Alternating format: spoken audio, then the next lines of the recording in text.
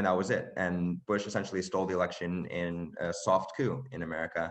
And people don't really people aren't taught that history, unfortunately. And I think that's a big disservice, because when we talk about, oh, the election in Venezuela was fraudulent, or pick any country, right? Like it's like this is by definition a fraudulent election. Even if we look past like a lot of the previously systemic issues within the U.S. electoral process, I mean, this was one of the most egregious acts of election fraud, and what I would call a coup in modern election history.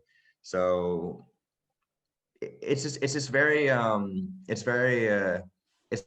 get very frustrated when people try to talk about the U.S. as this kind of like functioning democratic system that actually allows, even under its current rules, which are flawed, which allows the rules as they are to work effectively. Because even if you grant the rules, which I don't, to be part of a meaningful and effective democratic process, and representative of what I would consider adequate democratic an adequate democratic institution, like yeah, it doesn't pass muster.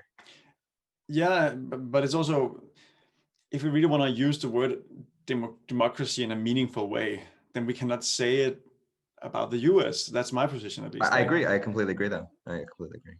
So I just kind of want to come on the record and saying that I do not believe the US is a democracy. Period. Yeah. I wouldn't even go as far as say weak democracy. I mean, maybe I there's don't an argument to do that, but I think it's problematic. I would really like if we could invent another word for it, because I think it lends legitimacy to the completely corrupt system where, ultimately, if you actually want to get anything done, you have to have an immense amount of power, usually in the form of money, right? Which is just the present case right now in the US. So I really think there's an issue, and I would take issue with this kind of like academic assessment of the US as even a kind of weak democracy, because I think it really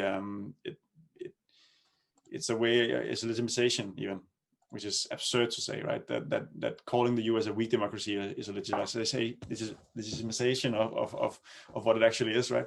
And I think that's super problematic personally.